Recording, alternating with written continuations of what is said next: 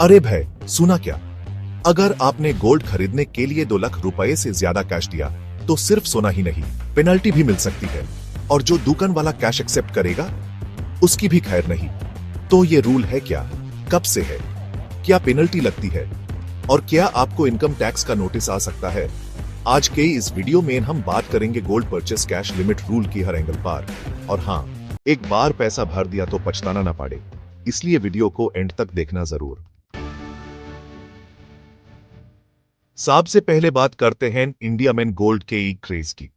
भाई, इंडिया में तो गोल्ड सिर्फ ज्वेलरी नहीं, एक इमोशन है। शादी हो, फेस्टिवल हो या इन्वेस्टमेंट, लोग बोलते हैं गोल्ड लो, सेफ है, लिक्विड है और पैसा बन जाता है। लेकिन यहां एक ट्विस्ट है। गवर्नमेंट ने एक कैश ट्रांजैक्शन लिमिट सेट की हुई है। अगर आप किसी भी सिंगल ट्रांजैक्शन में 2 लाख रुपए से ज्यादा का कैश दोगे तो वो इलीगल माना जाएगा।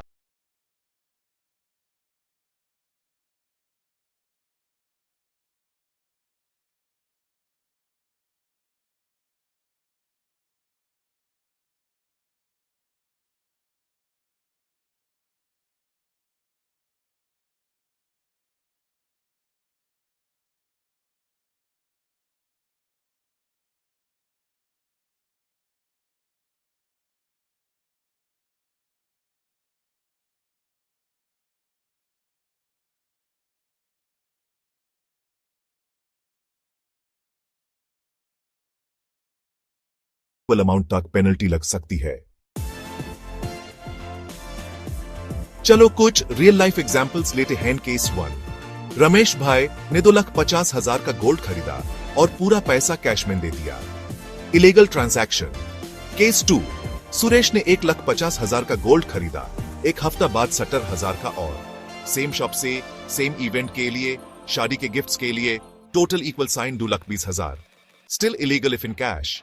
केस 3, सुनीता ने 3 लाख का गोल्ड लिया, 1 लाख कैश दिया, बाकी UPI, legal as long as cash part is below 2 lakh. अब सबसे important part, penalty or consequences.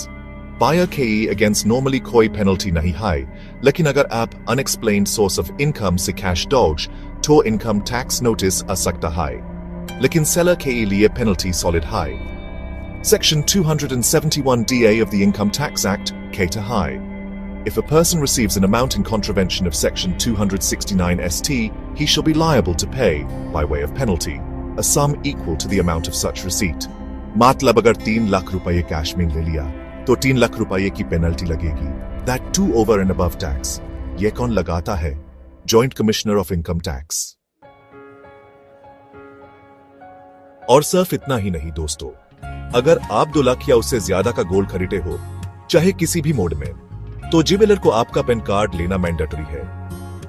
KYC rule के हिसाब से pan mandatory for transactions above 2 lakh. अगर पैन नहीं है तो फॉर्म 60 देना पड़ेगा।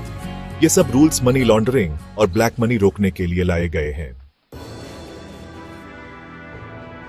बहुत लोग सोचते हैं, अरे भाई मैं इन छोटे छोटे कैश ट्रांजैक्शंस कर लूंगा, एक दिन 1 लाख, दूसरे दिन 1.5 लाख। सॉरी, ये भी कवर्ड है under clause A and C, aggregate in a day or one occasion. कुछ लोग ये भी सोचते हैं, ज्वेलर से बोला है बिल 1,99,000 का बनाइए, बाकी का सीधे में ले लो। वो बेनामी ट्रांजैक्शन की अंडर आ सकता है, गलती से भी मत करना। अब सवाल यह है, क्या ये रूल प्रैक्टिकली इन्फोर्स होता है? यस, इनकम टैक्स डिपार्टमेंट ने कई बार ज्वेलर्स के ऊपर रेड किया है और कैश रिसीट्स पर पेनल्टी भी लगी है। Specially during Diwali, wedding seasons या अक्षय तृतीया स्ट्रिक्ट सर्वेलेंस होता है। बहुत से सिटीज में लोकल ऑफिशियल शॉप्स पर सरप्राइज चेक्स भी करते हैं। तो अब बात करते हैं, अगर आपको गोल्ड लेना है तो क्या करें? पहला, डिजिटल मोड से पेमेंट करो, UPI, debit card, credit card, net banking. दूसरा, इनवॉइस लो और पैन कार्ड दो, ट्रांसपेरेंसी जरूरी है। तीसरा, अवॉइड नो बिल और कैश ओनली ज्वेलर्स, ये लोग रिस्क में डाल सकते हैं। चौथा, ज्वेलरी खरीदते वक्त बिल में वेट और मेकिंग चार्जेस क्लियरली लिखवाओ। और पांचवा, अपनी सोर्स ऑफ फंड्स क्लियर रखो, अगर इनकम टैक्स नोटिस आए तो प्रूफ हो। तो भाइयों और बहनों, गोल्ड खरीदना गलत नहीं है, लेकिन रूल्स टूट के खरीदना खतरनाक है। आज पैसा बचाने के चक्कर में काल पेनाल्टी भरनी पड़ सकती है। अगर आप भी किसी ऐसे ज्वेलर को जानते हो जो स्टिल कैश में 2 लाख से ज्यादा ले रहा है, तो ये वीडियो उस तक जरूर पहुंच जाओ। और हाँ, लाइक करो, शेयर करो और सब्सक्राइब करना मत भूलो। नेक्स्ट वीडियो में हम बात करेंगे इनकम टैक्स के नए हाई वैल्यू अलर्ट्स के बारे में। तब तक के लिए सेफ रहो, स्मार्ट रहो, गोल्ड तो चमके लेकिन रूल के अंदर।